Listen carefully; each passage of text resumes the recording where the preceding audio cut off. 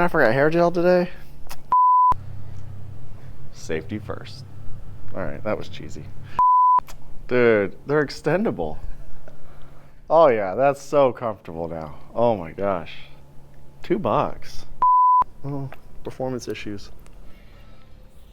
He's going a really unique color. Does this zoom in on my face? I'm sore, but I'll do it. This one was the Nova Burst Pearl that we did on the Mustang. I don't know, 4, 5, 6 months ago maybe. I feel like, I don't even know, but he got into an accident. And the, was it this side? Yeah, I think it was this side. He got resprayed. And yeah. No, it was this side, that's right, because there was so much orange peel from them. Y'all probably can't even, yeah, it doesn't show up, whatever. Yeah, in person it's peely, it doesn't really match, but this should be dry enough. So he let it sit for 90 days after getting painted. It should be good. Yeah, I'm not gonna go crazy wet whenever spraying that. He's going a really unique color, one that I am excited to see. I do remember posting a video of it, and he loved the color. So I'll finish cleaning up some of the edges, you know, just pressure wash some of the stuff that he peeled off the Nova Burst. Yeah, he did it himself. So he said it didn't take too long. He just sat outside and peeled the panels, and that was pretty much it. So I told him I'll clean up all the edges, just some pressure wash, nothing crazy. I do get asked a couple times, hey, can I spray a car, spray the spherical clear coat over it, and then spray another coating over that? We're gonna do that on this one. In theory, yes, you can. Of course, it's gonna be, you know, an added extra layer. And you always wanna make sure that your base of whatever you're spraying over is smooth, right? So if not, you're just gonna amplify whatever's underneath it, just like painting a car. We're gonna do the trunk area as well. So we're gonna sand this smooth, that way there's no impurities. Oh, and also this run, I forgot about this run. Right when he pointed it out, he was like, oh, do you mind also fixing this? As soon as I saw it, I remember it. It was like a flashback. I just stood there. I was finally done with the car, and I do my final spray over, and then it was one drip. Oh, but that's all right. I want to buff it out instead of just peeling it. Yeah, we got to clean up some of the, little bit more of the edges of what we had before, and then we'll be good to spray the base, the pearl, and then the clear coat.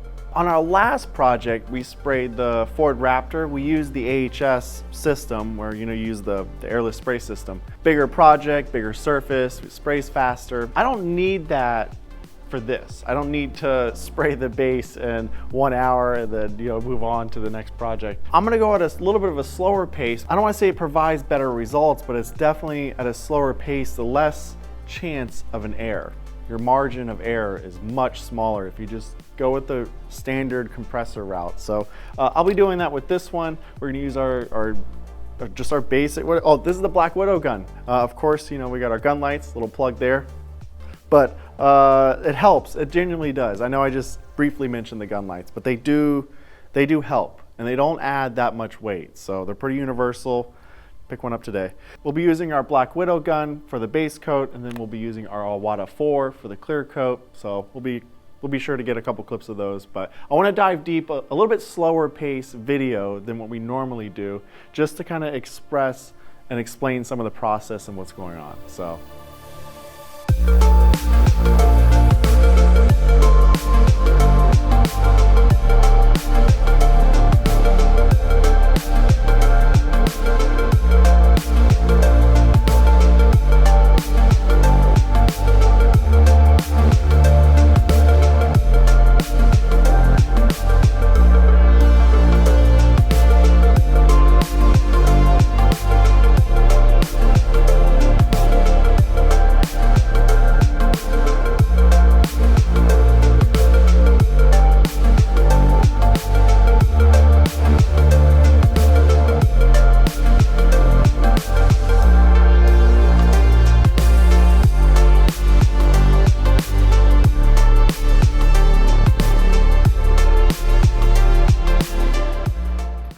I'm done for the night. I get distracted, man. I wanted to be further along, but I wanted this thing black already. I've not even done masking. I still got the on the other side and mirrors in the front, the back. It's been tough. And the recording, I'm not complaining. I wanted to be further along, and unfortunately, I'm not. But tomorrow, I'll be here bright and early. I want to be here at like 5:30. Here at the door, spraying, speaking it. All right, I'm done.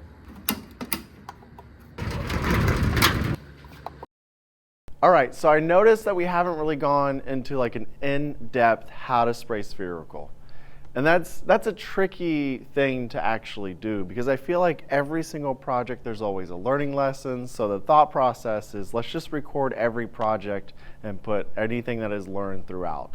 However, I do want to take a little bit of a slower step on this one and show gun speed, show how your fan pattern, your width, just a little bit more information as it goes to spraying your first few coats and then moving on to color.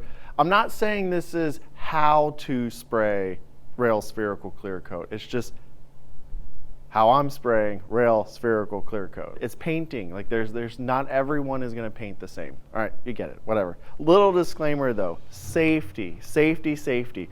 This paint is going to smell like bubble gum.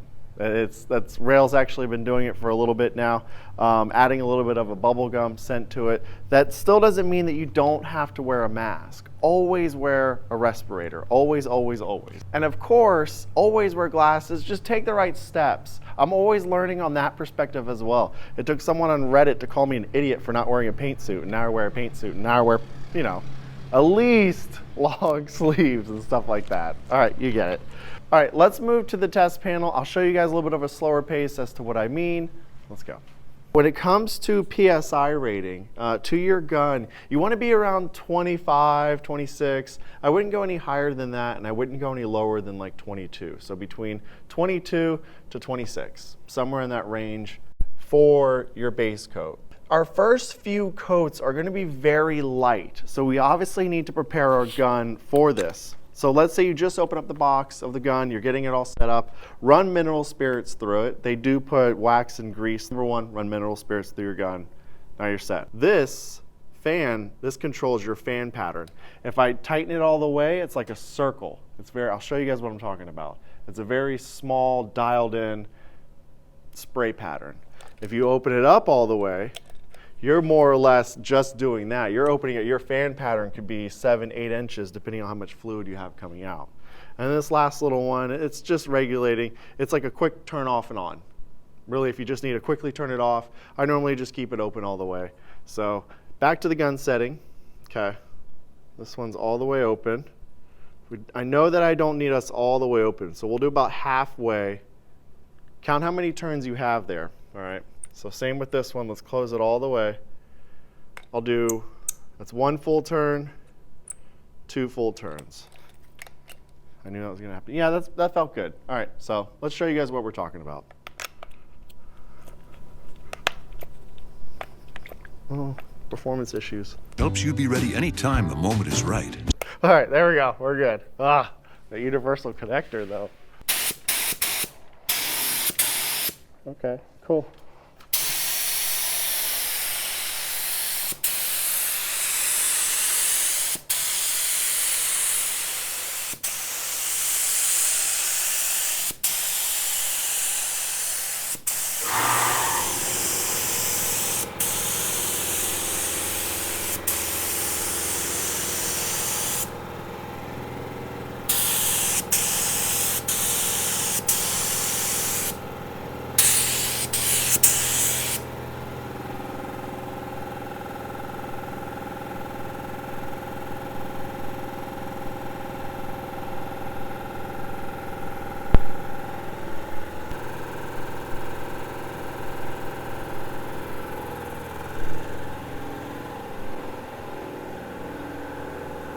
Okay, so here you're seeing that we're spraying. I'd say it's a very light dust coat. It's not one that we're really caking on and we're looking for that full coverage after one coat. Painting is patience. So really just even coats. I don't know. You see at the top, I actually went a little bit on the heavier side. I wanted it to fisheye, and it didn't really do any fisheye, so which is surprising.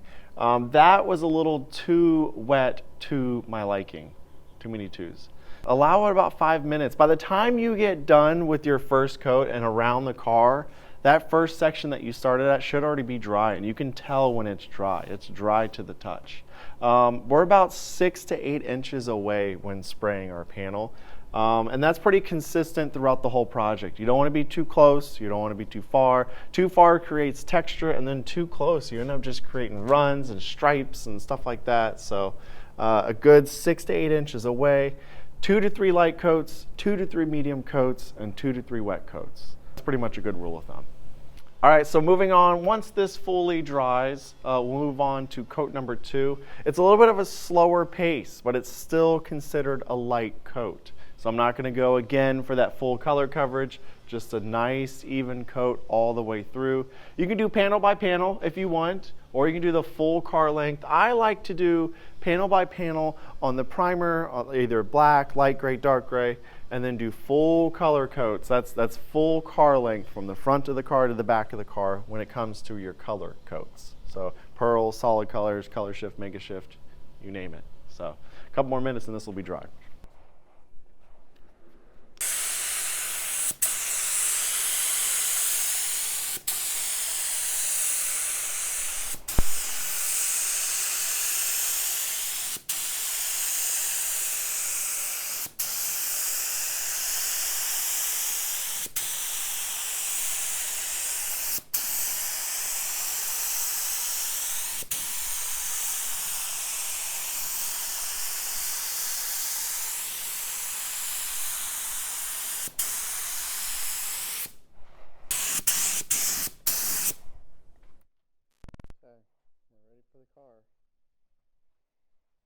All right, so now that we sprayed our second coat, we're gonna go ahead and let this dry, and then now we're actually gonna start spraying the Mustang.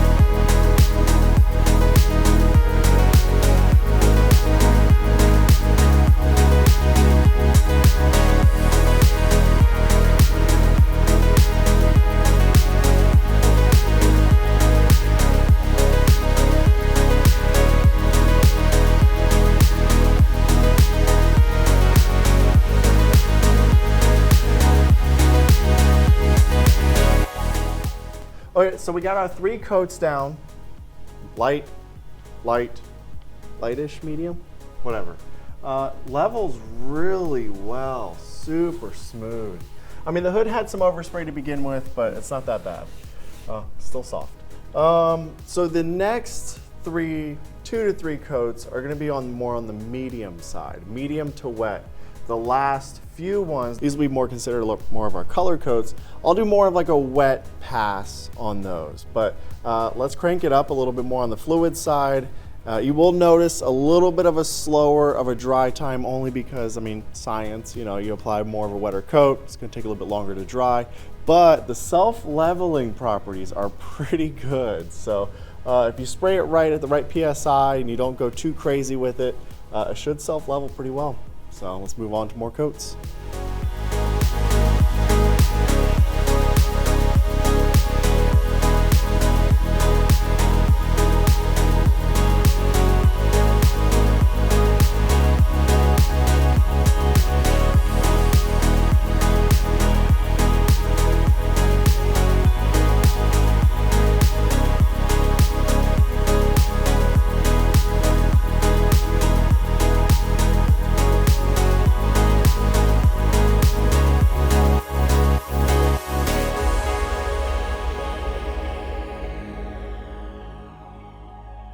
So here we have the clear base coat. I mean, it doesn't look really clear, so to speak, but it's the clear base coat.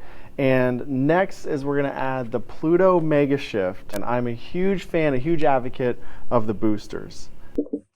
This will allow us to essentially fill in the color more and pull whatever booster color you choose in that direction. And we also have a black booster if you want to kind of stay neutral. Let's say, for an example, the customer's like, oh, hey, I really like Pluto Megashift as it is. You could just spray this pearl directly over the black base. I'm sure it would be fine, but it is easier if you add a booster in with it. And if you don't want to change the end color, order a black booster and just add half of one in per gallon and spray it over your base. So in this one, I was just messing around one day with some of the colors, and I mixed Pluto Megashift and a little bit of violet booster together. Came out with a really beautiful color. The guy, really beautiful. Customer reached out and was like, hey man, I gotta have that on my car. So yeah.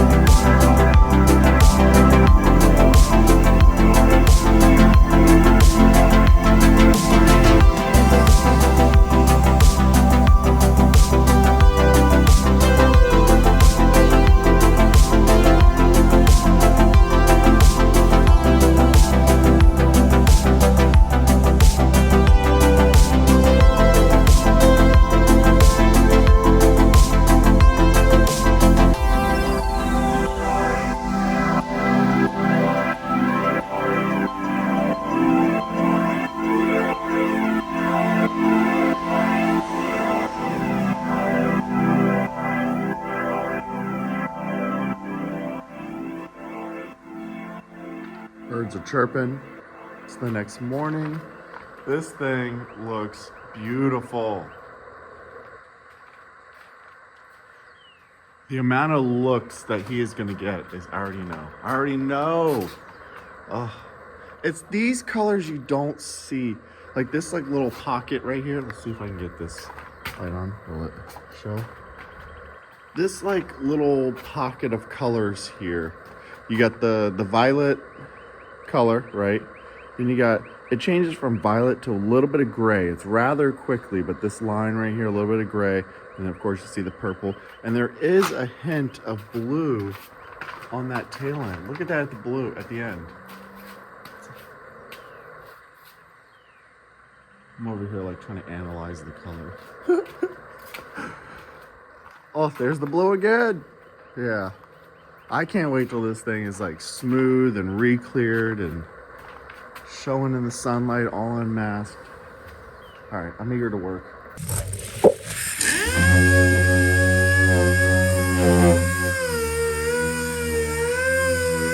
This is cool. This is cool. Hear me out.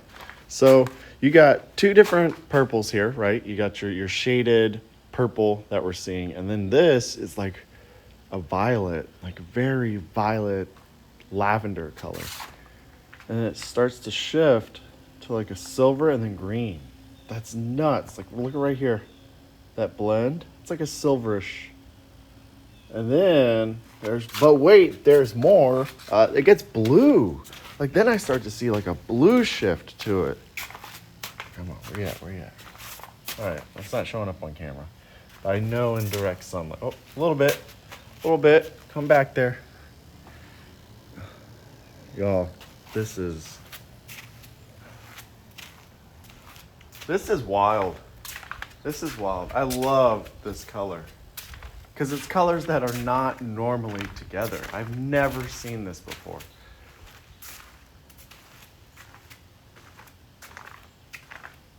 I can't wait to sand it, clean it, re-clear it, unmask, and see how it looks in the sunlight. I mean, I know that sounds like a lot, but I already know sanding down any trash that landed on it and then re-clearing it is going to make this project just that much more beautiful. I don't know. All right.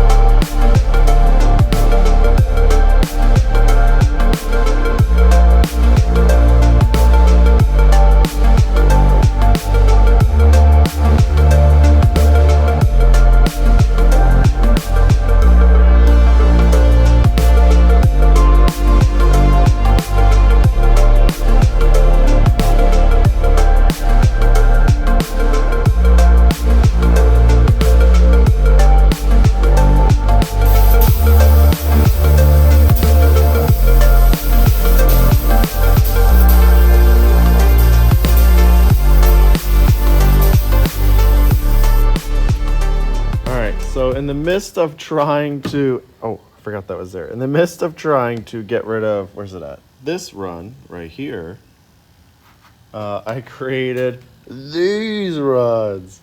I sprayed it way too wet here. It was what I call coagulating. I don't know how to, you can see the ripples here. It's I definitely didn't clean this enough after I was done sanding. So it's black underneath. I could, in theory, just peel this all off. I might. Underneath, it looks fine, I think, right? Yeah, let's peel this, because this has gone too far to save, and it's going to take a lot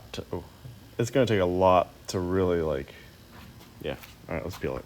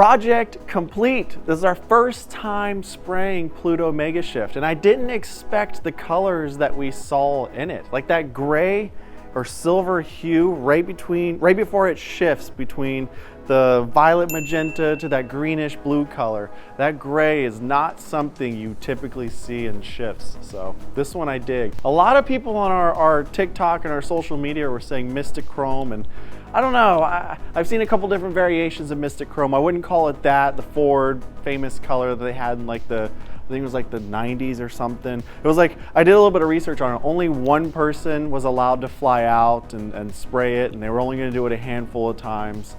I don't know all the details, but yeah. So this color came close to it, but I don't want to call it, you know, Mystic Chrome because everyone freaks out. But oh, this customer, this is pretty cool. This is like his 5th or 6th color, I think. A couple of them he's done with us. He just loves the concept. He got into a wreck, so as I guys mentioned before, he got into a wreck. He was like, all right, well, I just have to peel it. Why not just change the color anyways instead of doing another matching that one? So he picked a whole new color instead of the Nova Burst that we did a couple months ago. I'm sure he plans on keeping this one on for a little bit. He's happy, he likes it. And that is truly what matters. Like that moment before someone sees the car, I'm like looking at them, hoping that they like it, waiting for a reaction. You know, there is like that little doubt. You're like, oh man, it would suck, you know, if they're just not happy with it. So far, we've only had that once. Crazy story. Don't even worry about it.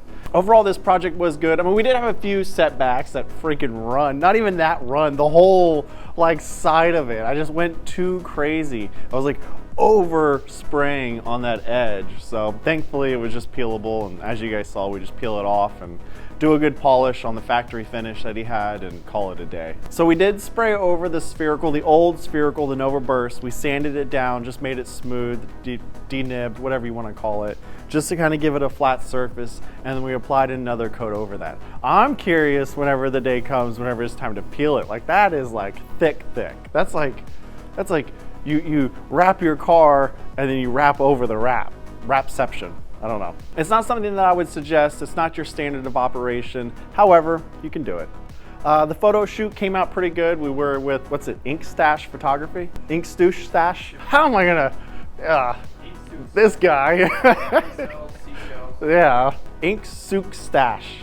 Dude, you need an easier name. There, I said it. Of course, you know, we always have to do the photography session with our buddy Sean, who was actually able to get some pretty good photos. And we always like to bust out the drone and get some different aerial shots. It's always nice to offer that to the customer as well. Not to go off on a rant, but if you're looking to offer this as a service to your customers as an install, think about adding that as a package as well. Find a photographer local to you, give them 100, 200 bucks, whatever his or her price is. Find someone or do it yourself. You're good at flying drones or videography, whatever you can within your reach, but it is worth it because then I see that those customers are then excited and they share that same content. So it's worth it is what I'm getting at. So wrapping up, I'm done rambling. I know this was our longer of videos, so let me know what your thoughts are. If you're interested more in the shorter content where it's just the work and it's less of behind the scenes, or the longer side and we show more in depth of what's going on, maybe even a little bit of both. I mean, who knows? It doesn't matter. We'll figure it out. But if you're interested, go ahead and follow us on all the social media platforms. We're always posting content of our next projects and a couple of the photos and videos that we collected of the projects that we did. We'll be sure to share more of the Pluto. We'll add everything in the description, all social medias, so go ahead and follow. Oh, and sharing is caring. I gotta say it.